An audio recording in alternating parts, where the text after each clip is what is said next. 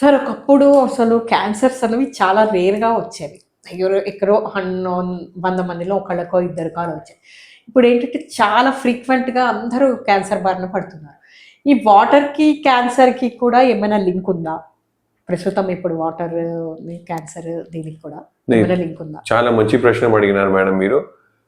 ఈ 1923 102 years back doctor oats అని ఒక జపనీస్ ఉన్నారు.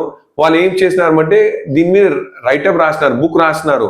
క్యాన్సర్ దేని వల్ల అవుతుంది, దేని కారణాల వల్ల అవుతుంది, దీనికి రీజన్ ఏంటి, ఎక్కడెక్కడ అవుతుంది క్యాన్సర్, బ్రెస్ట్ క్యాన్సర్ ఎందుకు అవుతుంది, బ్రెయిన్ క్యాన్సర్ ఎందుకు, లంగ్ క్యాన్సర్ ఎందుకు అవుతుంది అని చాలా వరకు రీసెర్చ్ చేసేసి 1931కి ఆయనకి నోబెల్ ప్రైజ్ దొరికింది. ఆయన ఏం చెప్తూనే ఉన్నారంటే క్యాన్సర్ వచ్చే కారణం acidic water, acid body acidic ఉంటే క్యాన్సర్ సెల్ వస్తుంటాయి అని ఏం సింపుల్ గా cancer cell grows in only acidic environment. దాని అర్థం ఏంటంటే మీ బాడీ ఒకవేళ యాసిడిక్ ఉంటే అక్కడ క్యాన్సర్ సెల్ గ్రో అయ్యే ఛాన్సెస్ ఎక్కువ ఉన్నాయి.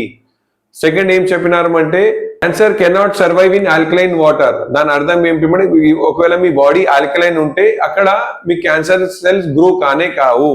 మూడో పాయింట్ ఏం చెప్పినారంటే సింపుల్ గా ఒకవేళ మీ బాడీ ఆల్కలైన్ ఉంటే మీకు డిసీజెస్ ఏం రావు, ఏం రోగాలు రావు, మీరు హెల్దీగా ఉంటారు అని 102 ఇయర్స్ బ్యాక్ చెప్పినారు క్యాన్సర్ గురించి.